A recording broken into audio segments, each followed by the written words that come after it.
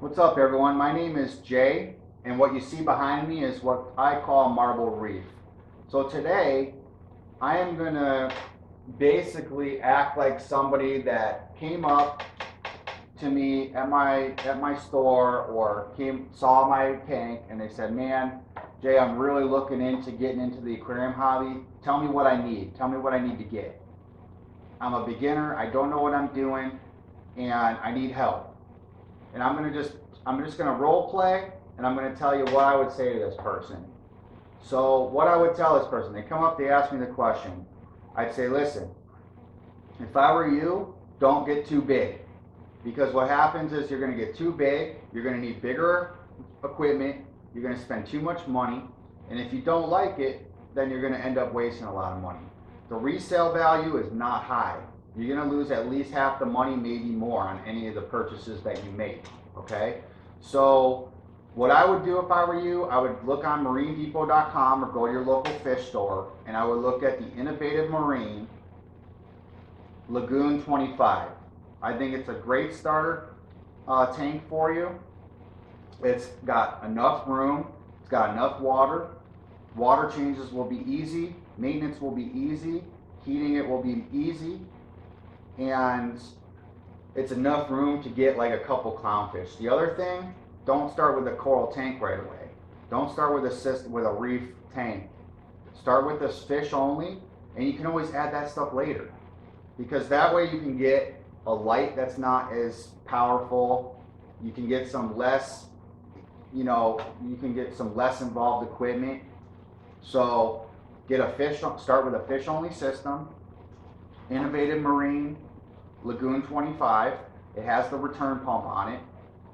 That'll introduce you into the sump filtration world. Down the road, if you really like it, then you can upgrade. And maybe you can use that smaller one as your quarantine tank, which is kind of some you'll learn as you get in the hobby. You'll want that quarantine tank. So it's actually everything that you invest in that, if you go bigger, will be useful down the road. So get a heater for that Lagoon 25, maybe a 50 or 100 short heater. That Tetra makes them, they're pretty decent. Get an extra couple filter socks that are made for that, which you'll get right off the site or right from your local reef store. I would get an auto top off system. There's this Amazon it, and look up auto top off, and it's a little cap that screws onto like a liter or 2 liter bottle, and it has two tubes off of it. And what happens is when the water level drops below the higher tube, then it adds bubbles. The bubbles go into the bottle, and it releases fresh water until it hits that tube again, and then it stops. And that's extremely important to maintaining your salinity. So as far as salinity goes, go get yourself some Instant Ocean, the purple one. Just say the purple one. It's just a regular sea salt. It's going to have your basic levels of calcium and magnesium and the rest of that stuff. Keep your alkalinity and your pH okay. I think that's where you should start. So you've got the Innovative Marine Lagoon 25, 100-watt short heater for back inside the sump, and it has the return pump. Get a couple filter socks, and you're good to go. Get the salt. The other thing, make sure that you get yourself some starter bacteria. You're going to have to cycle your tank. So you can't just get a tank, bring it home, fill it with water, throw some salt in there, and then call it good and throw some fish in there. It's not how it works. So be ready to look at an ugly tank for at least 4 or 5 weeks. Probably about that 6th week is when you're going to be able to add some, maybe even the 5th week or maybe the end of the 4th week, depending on the bacteria. You can add some snails and some cool stuff to actually look at. But don't add your fish until your tank is completely cycled. What that means is the bacteria, the healthy bacteria, has a chance to colonize onto the rock, onto the sand, some places into the filter, and it can consume the ammonia that's exposed from the fish in its waste. So if I were you also, I would start off with the clownfish. They're cool fish. They don't need a large aquarium. They are very beautiful, and they're a staple in a reef tank. I think everyone, for the most part, has them, unless they're stubborn and they don't Come on, you have to have some clownfish in there. So look on liveaquaria.com. I use that site when I want to look up fish because they have such a large list of fish. And you can see how difficult that fish is to keep, what it eats, how large of aquarium it needs. You can look up a lot of cool information on that site and other sites as well. So that's what I would do. I think that you'll be successful in the reef hobby. Make sure that you have time for the maintenance. You're going to need at least, I'd say, an hour each week. You can pick one day. You can do it on the weekend if you work during the week, or do it at night when you get home before dinner or after dinner. Or you can split that up between a couple different days. You need to do water changes. Go get yourself a couple buckets, 5-gallon buckets from Home Depot, like the big, the paint buckets, and don't get the cheap ones. If you get the cheap ones and you fill it up with water, and you go to pick up the handle and you go to pour it in, or you do whatever, if that handle goes on you, that water's all over the floor, and not spending the extra $3 per bucket, you're going to be cursing at yourself later when it's all over the floor and you ruin your carpet or whatever. So don't get a cheap bucket. Maybe some sort of siphoning tube. You don't have to get a fancy one. You can go to Home Depot and just get 6 or 8 feet of the kind of thin tubing, 3/4 inch or whatever, just so that you can siphon some water out into a bucket and then pour that out in your sink, your toilet, wherever outside, and then you're going to put some fresh salt water back in. You only want to do about 10% of your water once a week, and it'll keep everything nice and level for you.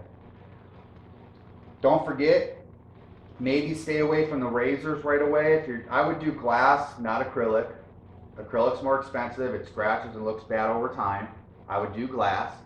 And I would stay away from razors until you really learn about them. Just get something that's not going to scratch the glass that you're cleaning. They have magnetic ones, or you can just use like 100% polyester that you buy from the store that's not going to scratch your glass when you're cleaning the algae off. Make sure that when you're cleaning, you're not grabbing the gravel from the bottom and coming up, because a lot of people scratch their glass. They get some of that sand or some of that gravel underneath that pad when you're going across. So make sure you do that. Make sure you get something that's going to read your salinity. So I would get a refractometer if I were you. I wouldn't bother with the other thing. I don't even know what it's called. I don't remember. And I'm sure it works, but the refractometer, that's money right there. You put it on there. You put it on a little glass sheet, some of the water from your aquarium. You drop the thing onto it. You look through a tube like a pirate, and you're going to be able to see where you're at. Your salinity, keep between 1.024 and 1.026. That's my recommendation. Your temperature, I'd keep around 78, and you're going to do that with your heater. Most of the heaters, especially like the Tetras and a lot of them, have automatic thermostats inside, and they're going to kick on when it hits below 78. If you live somewhere hot like Arizona, you can't keep your house at over 80 degrees, because if you don't have a chiller on there, you don't have a way to cool down the water and keep it consistent. You're not going to run a successful reef. You might get away with it in a fish-only system. Not going to work in a coral system. So that's my suggestion. And you can look at those. You can look at those aquariums on Marine Depot, or you can look at them on Bulk Reef Supply. They both have really good reward programs. It's always good too to support your local reef store, and that's where you're going to end up getting some fish from, some corals from. They have used aquariums sometimes. So if I were you, make sure you're really looking. If you're going to buy a used aquarium, look at the edges where the silicone is. Make sure there's no cracks anywhere. Make sure that there's no scratches on the front. Where if they're on the side, it's not a huge deal, because this is your viewing right here, right? So make sure that you're looking for little scratches, and the best way to do that is if there's some sort of light source above, or your phone, you can kind of get down at an angle and look up, and you can see scratches. A lot of time you're not going to see them from straight on, but the place you want to look for scratches is right down here where the sand bed would typically come up, because a lot of times that's scratched up, and that's not a huge deal if you're going to have more gravel in there, right? But if it looks horrible, you might want to stick away from that. That's it. At some point in time, you're going to want to probably add a protein skimmer Look into that and what that does. What it does is it adds air to the water, it makes it really fine bubbles, and as those fine bubbles come up a cylinder, it sucks in other particles like fish waste, fish food, whatever that's lighter, and it gets lifted up into a collection cup. And those things get nasty and they stink, but when it's pulling out that much stuff, you know it's keeping your water clean.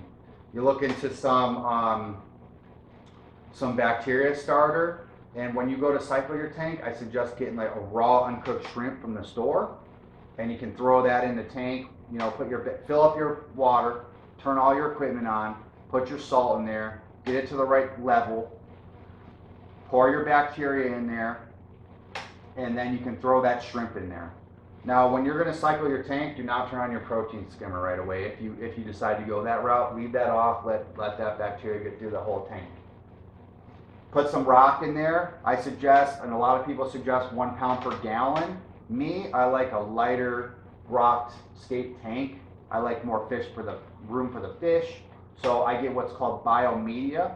I get the ceramic balls, and you just look at how much that they are made for. Some will say, oh, it's made for a 200-gallon tank. It's made for 600 or 1,000 gallons, right? Depending on the size of the brick or the balls or whatever you get. Double that. I don't care what they say, double it. When you look at your light, the fish-only system, you can get away with just the regular LED strip. Don't buy some ridiculous HD Prime, Kessel, whatever, if you're going with fish only. Save that for later. Start putting some cash away in the tip jar, or whatever you call it, and start saving for that stuff, so if you want to get into coral later, you can do that. But definitely start off with the fish only. Then you can get into the hobby, you can see if you like it, and if you do, then you can advance yourself later. Don't go too far into it until you know what you're getting yourself into. I think you're going to love the hobby. If you have any questions, you can ask me, and I'll be sure to message you back, or I'll give you my email if I need a more advanced explanation on it. I'd be more than willing to help anybody trying to get into the hobby. I love it, and I hope that you get so good that you teach me stuff one day. So I appreciate you coming and asking me today. I appreciate the opportunity to give you my thoughts on it and my opinions on it. I hope you have a wonderful week. Again, my name's Jay, this is Marble Reef, and we'll see you on the next video. Thanks.